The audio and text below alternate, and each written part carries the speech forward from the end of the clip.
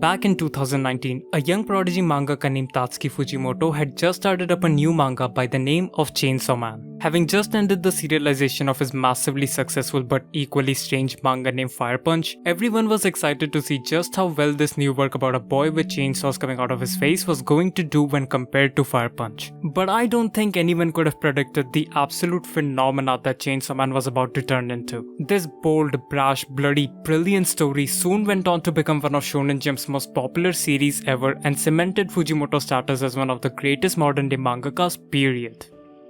Yeah, this guy. And the thing is, he wasn't the only name attached to the series that went on to be known across the world, since as it turns out, Fujimoto had actually gathered possibly the most cracked team of assistants to work alongside him on both Fire Punch and Chainsaw Man. We're talking people like Tatsu Endo, who wrote one of the biggest slice of life titles of last few years through Spy Family, Yuji Kaku, who captivated people with the horrifyingly beautiful world he created in Hell's Paradise, Toru Kuramori, whose recent manga called Centuria is looking to be another one of Shonen Jump's successful hits. And then there was also this other guy named Yukinobu Tatsu, who back in 2019 during a party at Fujimoto's place was going through a very rough point in his career. Man, I just don't know what to do anymore. I've tried drawing everything from sports to romance to weird alien stories, but nothing seems to be working out for me. I get what you mean, but now's not the time to quit, Yukinobu. I've known you for years now, and I know you have what it takes to be a mangaka. But I started when I was 25 and now I'm in my 30s. I don't know what to do. I just don't know if I can possibly keep this up anymore. Alright, hear me out. If drawing just to get serialized isn't working out for you, then you should try drawing freely. It was a single word. A simple 6-letter word that would go on to become the bedrock on which one of Shonen Jump's biggest modern mangas would stand for years to come. And it was a manga that would go on to be known as...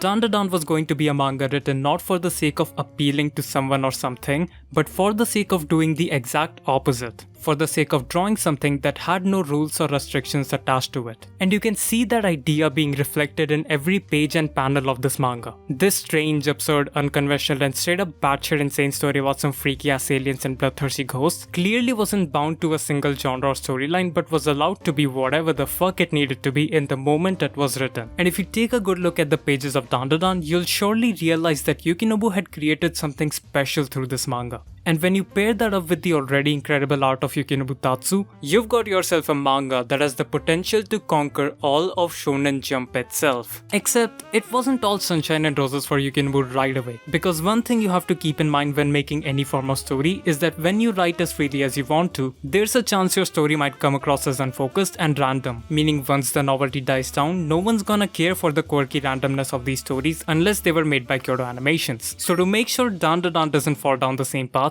Yukinobu and his editor got to brainstorming ideas to hopefully tie down the plot of their manga.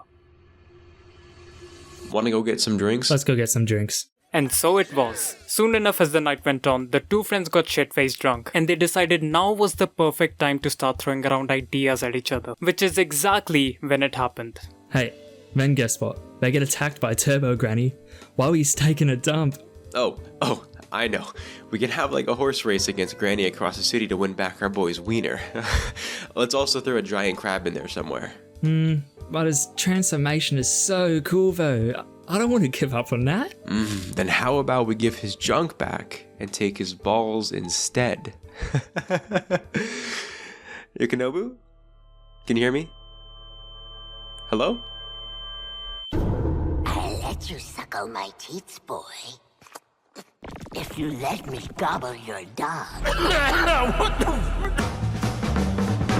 One of the most difficult questions about this anime that anyone can ask is, what is Dandadan? This is something that countless people have asked themselves over the last couple of months but have mostly failed to answer. And you can't really blame them for it because even the manga readers don't know what the hell Dandadan is and they've been reading that thing for 3 years now. Like when I forced my unsuspecting friends to watch the first 3 episodes of this anime with me, even their reactions were basically, "What the fuck am I watching?" and "That granny sure is kinda hot." Which I can see why they would ask those questions. Dandadan is one of those animes that you just have to watch to really really understand its appeal. Like, I can try to describe the plot and storylines, but none of it is gonna make any sense unless I give you a full-on recap. But you know what? I'm gonna try anyway. I guess here goes nothing. They were both right about the existence of aliens and the supernatural, cause Momo here gets abducted for human experimentation by the Serponians while Ken Takakura gets his dick bitten off. So now, because Okarun doesn't have his thingy on him, he can get possessed by the ghost of Turbo Granny, who's a real goddamn problem. But thankfully the hot granny has entered the battle just in time to whoop the old granny's ass using her trusty pencil that can turn into a metal bat. What do you mean you lost both his balls? Cause now if they wanna go back to the real world and save their banana organs, they have to defeat the banana hungry aliens, a Japanese salaryman working overtime for his son, and the fucking Loch Ness monster. All of whom have now transformed into a giant sea creature that can punch at the speed of sound and shoot atomic breath from its four-sided mouth. Oh, and did I mention they are all fighting naked? Okay, alright, this is only getting us further away from our original question. So since the plot is doing fuck all and the story is seemingly decided at random, we need to find some other solid context to keep things pushing. So let's get that context through our main characters of the story. Our first main character, Ayase Momo, is this bold, outspoken, extroverted gyaru who is just about the best female character we've seen since Mao Mao. Everything from the way she walks around to how she wears her uniform to how she has no second thoughts about throwing hands at someone who's obviously stronger than her, tells us that Momo is the type of person who lives in the moment and makes her decisions on the spot. Meaning if there's something that bothers her, she speaks out about it. If there's something she really loves, she does everything in her power to protect it. And if there is something that gets in her way, best believe she beats the ever-living shit out of it, all of which makes her such a fun character to follow around. Then on the other hand, you've got this guy named Ken Takakura, who couldn't be more different than our ass-kicking queen. He's this shy, quiet kid who sits all alone and gets bullied almost every day by his classmates for, I guess, existing. His body often hangs hunched over, his hands always looking to awkwardly cover his face, his eyes always averting people's gaze, and his thoughts fumbling over in his own head, which are all traits of a guy who does not resemble the very much real Japanese actor Ken Takakura, whom Momo has a massive crush on in any way, shape or form. So logically, there shouldn't be any reason for Momo and Okarun to ever get along, and yet despite their differences, or perhaps because of their conflicting personalities, they quickly become friends with each other once they go through a paranormal and strange event that gives them both powers and appreciation for one another. Through Momo, Okarun was able to find a friend he could finally talk to and hang out with, whereas through our boy Ken, Momo was able to learn an important life lesson that love can sometimes come in the most unexpected of forms. I mean, I guess she also learns other boring stuff like compassion and empathy, but really it's all about their silly little feelings. And I think the real reason why they work together so well no matter what situation they are thrown into is the fact that they are, much like every other character in the show, absolute dumb idiots. Like fucking hell, everyone's so stupid in their own weird ass ways. For example, here we have a girl born and raised in the 21st century falling on her face as soon as a Japanese man from the 1980s is even hinted at, a guy who walks around with a whole conspiracy book written by some crackhead celebrity, another Bishoujo who has the second worst case of Chunibu in recent years after the Eminence in Shadow himself, and another dude who throws around gang signs the moment he is introduced. When you put it that way, it's easy to think of these characters as a bunch of dysfunctional idiots. And you'd be right, no one in this anime is really right in the head. But that's precisely why the anime is so fun to watch. In a show where basically anything goes, it's a bit of an achievement that the funniest aspect of the story still remains its characters and their dumb little interactions. Like when Okarun and Momo return back home from their recent alien shenanigans in the second episode, they have this sweet little bonding session over their shared experience, which is just such a cute, wholesome moment. And then this happens. Bitch. As I said, absolute dorks. The banter resulting from their malfunctioning personalities is always a joy to watch, and it only keeps escalating to dumber and dumber heights when other characters get thrown in the mix.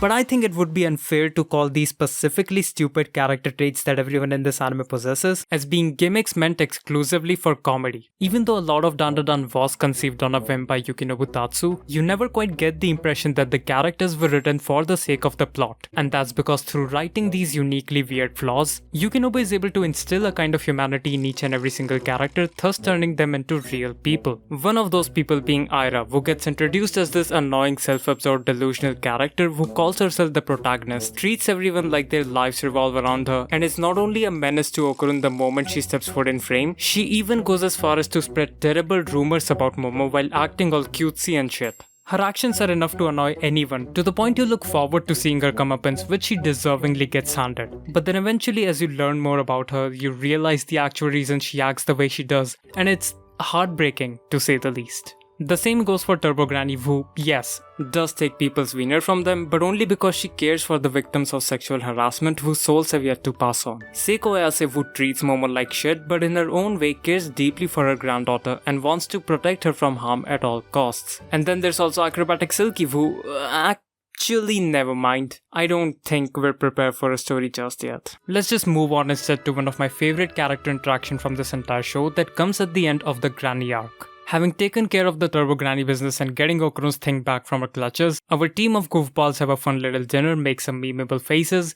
and then it's all over.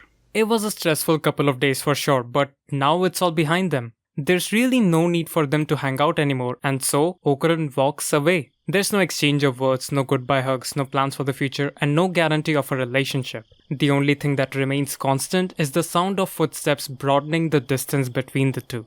But is this really how things should end? Is tomorrow going to be the same as it used to be for them? Like, was there ever even any point to their adventures? I guess in the end, it was really all for nothing. Okarun! See you tomorrow!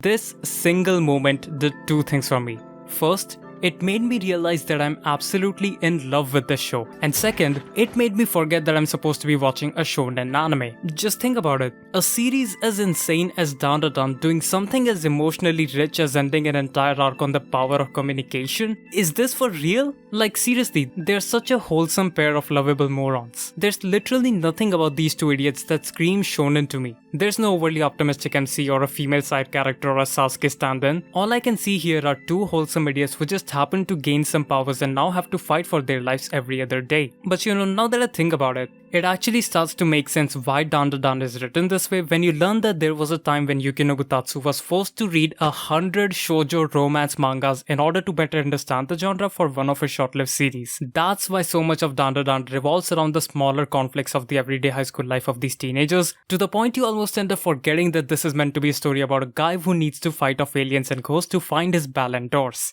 And as someone whose favorite genre is slice of life anime, most of which usually consist of rom-coms anyway, I can easily say that Dandadan has better romance than most romance anime from the genre ever do. There's entire episodes worth of build-up and payoff to Momo and Okarun's lovebird shenanigans that seemingly has nothing to do with their powers or the overarching plot, and it's the best thing ever. The show treats its characters not like other battle shonen protagonists, but like the normal last teenagers they are, who have their own lives to live, shit to do, and things to experience outside of the powers they have been granted, which gives the anime this sense of realism, making their experiences, connections, and internal conflicts far more grounded and relatable. Like, you wouldn't really expect a show this chaotic in nature to hit you with moments of nothing but pure silence and retrospection. And yet, there you are, watching as these two idiots slowly work their way through their emotions, wondering if they're gonna realize the name of their feelings anytime soon, screaming at your screen for them to at least notice each other, and squealing like a fucking little girl when they finally do see each other in the most non-shonen way possible. And it's just like,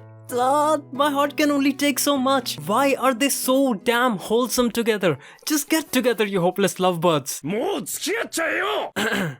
And when they're not busy being the cutest dorks in all of shonen, they are instead having the most ridiculously fun battles you're likely to see. If I had to describe Dandadan's action in one word, I would say it is unpredictable. And if there's anyone who says otherwise, then they might be absolutely insane. Because there's no way in hell you would have predicted that when Okarun was down on his luck in episode 11, a literal anatomical model was gonna come running down straight at him, leading to a 5-minute long chase sequence that ends in a remarkably sweet and objectively hilarious confession of love through which Okarun realizes the value of his own feelings. You just can't make this shit up unless either you're having an acid trip or your name happens to be Yukinobu Tatsu. To me, this is the reason why the fights in Dandadan feel so refreshing to watch. By having unpredictable elements paired with the not so overpowered characters, every fight feels like it holds some weight, some importance, and could possibly even end in disaster if they don't play their cards right. Which is a feeling this adaptation captures almost perfectly. To be completely fair, I truly believe Yukinobu Tatsu's art is more than enough to convey the scale and gravity of the fights in the manga, which you should absolutely go read even if you've already watched the anime. It's just that the anime with its extra resources is able to take things a step further by adding the proper care that every fight needs to make you feel their impact. And we see that happen pretty early on in the anime when Okarun and Momo find themselves in a seemingly unwinnable battle against a gigantic sumo wrestling alien. As the action begins, you notice how desaturated the scene has become suddenly, which further drives home the idea that there is no escape from this massive entity that towers over them with all his might. But the one scene that really sells the idea of his imposing figure being a real threat happens when he goes to slap the shit out of Momo and Okarun but misses his mark, only for the airflow generated by his hand to send them both flying over to the side. The fact that they put so much thought into this one small moment of this otherwise half an episode long battle should tell you everything you need to know about the quality of the fights in Dandadan, because the rest of that fight was just as great, with Okarun unlocking his abilities and Momo showing us her clever tactics to win the battle. But that being said, can someone please tell me what the fuck was up with that sumo wrestling banana thief straight out the flatwoods? When looking at parts of Dandadan in isolation, it's easy to write them off as being random and abstract ideas that have no direct correlation to one another and are used only for comedic reasons. But if you were to actually pay attention, you'll soon find that nothing in the show is ever really made up on the spot or simply for the sake of it. And that's because, as weird as it is, the story of Dandadan is a direct reflection of Yukinobu's own likes, dislikes and experiences as a person, which is why so much of the story consists of references to things Yukinobu quite literally grew up with, such as the tale about a granny who can run at 100 km per hour getting turned into a literal antagonist in the first arc, or his appreciation for Ultraman being his direct inspiration for the alien designs. And the anime adaptation fully leans into these references, whether it's putting multiple Ultraman homage in the opening, or animating this whole Rihanna dance Easter egg for basically no reason, or singing the slam dunk opening while putting those basketball court squeaking noises in the background even though they are standing on Japanese mats, or getting the original voice actor for Lump from Urusei Yatsura for a scene that parodies Urusei Yatsura. As cultured as these references are, I think what's truly interesting about them is how well they tie back into the plot in a way that makes complete cohesive sense. Like how the story about an alien creature singing ABBA and reciting a Japanese commercial from the 1980s about being a salaryman gets flipped into a heartfelt, serious but mostly a stupidly hilarious story about a father who just wanted to find some milk for his constantly dying son. And when you're watching this, you're just sitting there like, okay, yeah, that makes sense. I guess that's the joke they were making with all these references. Cool. And so you decide to press play and keep watching, when suddenly the anime throws in a whole goddamn cow in the mix, and that's when it finally clicks. This stupid ass mini arc was made just so that Yukinobu could finally answer the century-old mystery of why aliens are so obsessed with abducting cows. Now that is what you call creativity. And while we're here, can we just appreciate how great this scene looks? The color palette on this is so pretty, the spaceship is so fucking cool, the entire show is so well animated. I mean, like, who the hell was even behind this product show? Okay, that makes so much sense. Saru is one of those studios that just knows how to have fun with everything they make. Like any and every project they ever work on has this fun, playful, energetic aura about them. And Dandadan here feels like the ultimate end product of all their years of experimentation and hard work. This anime isn't as prestigious as something like Jujutsu Kaisen or Chainsaw Man, it isn't as hyper stylized as Mob Psycho or Ping Pong the Animation, and it clearly isn't as polished and well refined as your average Kyoto animation show. Instead, what we have here is an adaptation where the characters can often break apart into low polygon shapes, the drawings can lose consistency between cuts, and there's literal YouTube video levels of editing and jokes thrown in at random. But these inconsistencies are essential when making a goofy show where some dumbass runs down the hallway like a Wit Studio titan. And the time saved up on those unrefined bits then gets used for shots that push the limits of perspective to the extreme. Sequences that just blow your mind with their animation, and moments that just wouldn't work the same if the anime didn't look like whatever the fuck Wade decided to. That of course includes this bombastic explosion of unique colors we get handed every other episode. The colors in this anime might be exaggerated as fuck, but they never once lose their purpose or effectiveness, and it's because the director intentionally used different color palettes for each fight scene so that he could create a clear contrast between who has the upper hand in a battle. And you can see this contrast in full display when the giant ass crab drops down on the ground, turning the whole frame blood red, or when the normal slice of life colors disappear into this dark, dirty green green tint to welcome some eldritch monster, or when Okarun hits acrobatic Silky so hard that he literally knocks her color palette out the damn show. But there's also other ways of using this concept of color and lighting to enhance the experience of a scene. I mean, just take any scene of our characters holding a torch and you'll see just how much more movement the animators are able to add by just having the characters flail around and create these vibrant streaks of light. But I actually think it gets even better when they use those light sources to set up some insane and terrifying shots. As the director himself describes it in an interview, the scene revealing the existence of aliens in episode 1 wouldn't have worked the same if they adapted it one-to-one as it was done in the manga. And so to solve that problem, they instead used the nearby UFO as their light source to slowly reveal the mysterious figures hiding in the shadows, which arguably makes the scene far more creepy and unsettling than a quick jumpscare reveal ever would have. As cool as all of this stuff is, however, it isn't the only great thing about this adaptation, because the direction in Dandadan goes a step beyond just being, ooh, the pretty colors make me happy. Something that I noticed only while rewatching the show was the amount of callback shots there were in the first episode. Like the Momo kick animation is pretty obvious, they even use it one more time for good measure. But there's also these two other scenes of Okarun and Momo.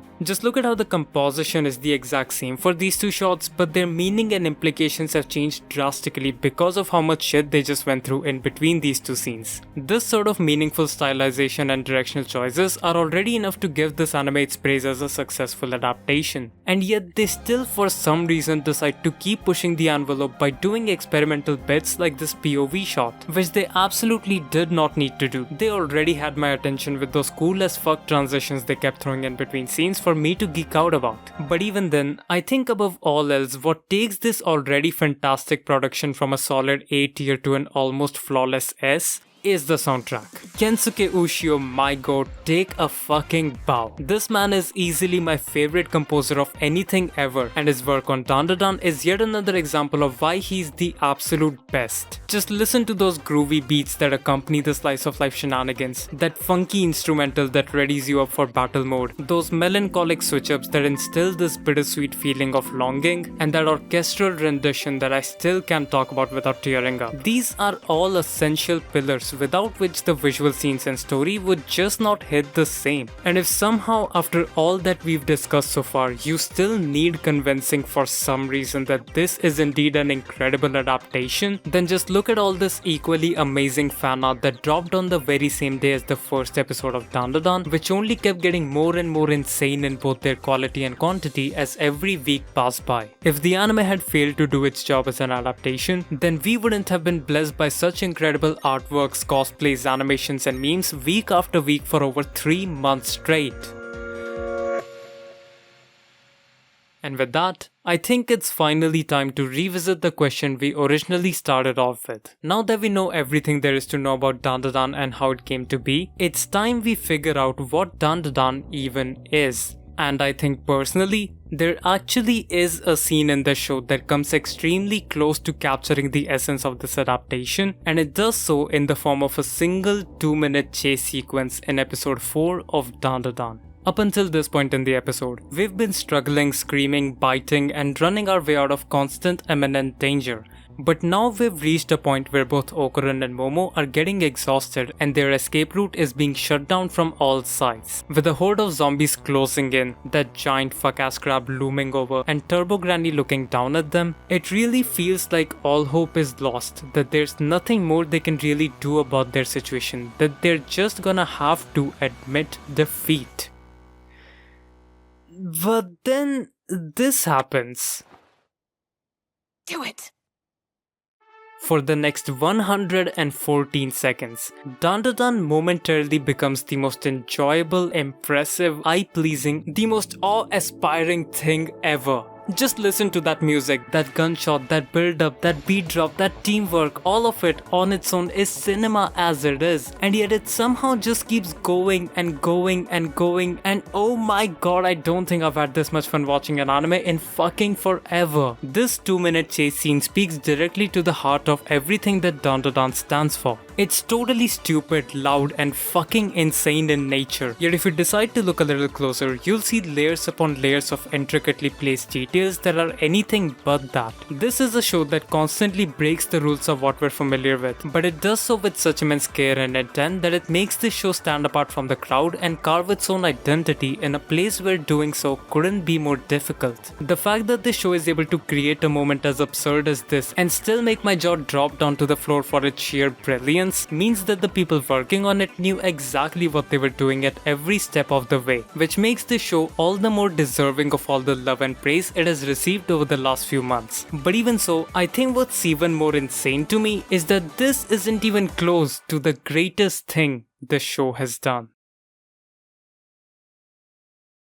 Few anime episodes come close to the level of being unanimously considered by everyone as a standalone masterpiece. The episode Re of Code Geass, episode 19 of Demon Slayer, episode 15 of ReZero, or the most insane betrayal in recorded history of all television are the most obvious examples of this because of their gripping self-contained storylines that made the viewers feel something. And it's a list of episodes that has only kept growing as each year has passed by. But in 2024, we didn't get any such episode that was sure to go down in history. The year was already coming close to an end, yet there weren't much things in anime to look back upon. For a while, it seemed like the year was about to pass us by with no individual episode having a great enough impact that was worth remembering. But then we all watched Dandadan episode 7. For 22 minutes straight, Dandadan entirely flips everything we knew the show was capable of on its head. The hyper energy we had gotten used to expect from the show has now vanished and instead been replaced by this much somber, dark and unsettling tone. The episode opens up on this colorless, frantic POV shot, giving the scene a raw, bleak yet realistic vibe that prepares you to expect the worst, making you think that this isn't going to be a fun episode. And you're absolutely proven right, as halfway into the episode we get into the backstory of Silky, who at this point in the story has won over most of us with their act of self-sacrifice in order to save Aira. As the flashback begins, the show tugs at your heartstrings, pulling you into the life of this person you never knew before this point, trying to show you the world from their viewpoint, hoping you understand the circumstances of this person who's trying their best to survive in a cold, desolate environment that doesn't care for them.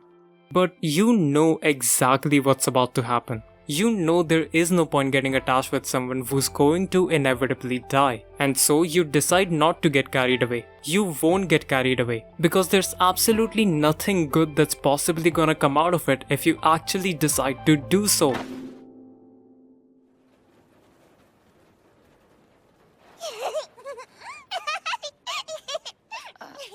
Within moments, your resolve gets shattered.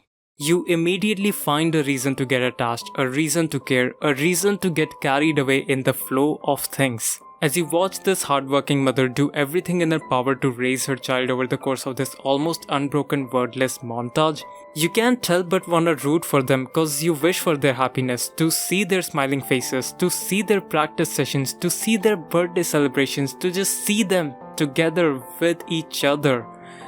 But you already knew that wasn't possible. You made the mistake by opening yourself up to this family whose fate was already sealed. And once the inevitable strikes, it does so in the most gruesome and disturbing way imaginable, breaking open your heart into a million different pieces.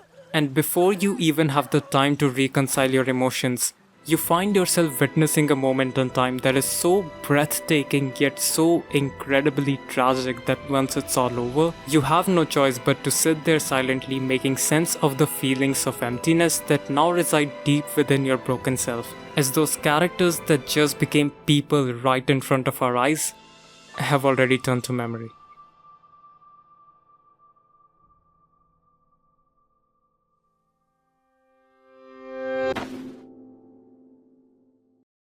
But as devastating as it was, as painful as it felt, as crushing as it ended up being, the people who now weighed heavily in our memories soon enough unlocked other similar ones we had tucked away in our minds that came out in the form of stories. Personal, honest stories of people, their lives, their feelings, their emotions, their experiences, all of which happened as a result of this one story told through these stunning visuals and this astonishing soundtrack that was entirely fictional in truth, yet through having a real intent and a genuine meaning in its execution, it got turned into a heart-wrenching spectacle and a beautiful masterpiece. And I believe this right here is what Dandadan is.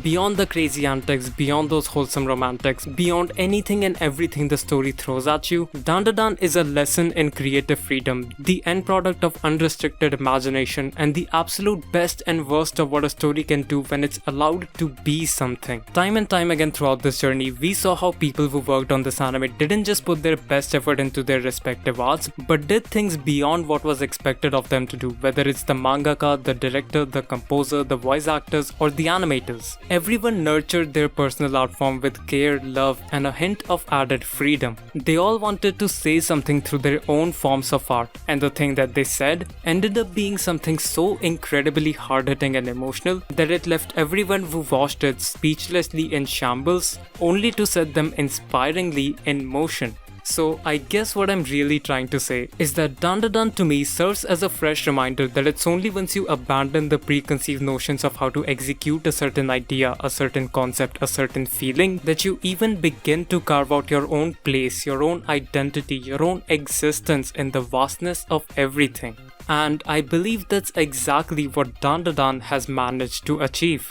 I think that's what Dandadan is all about.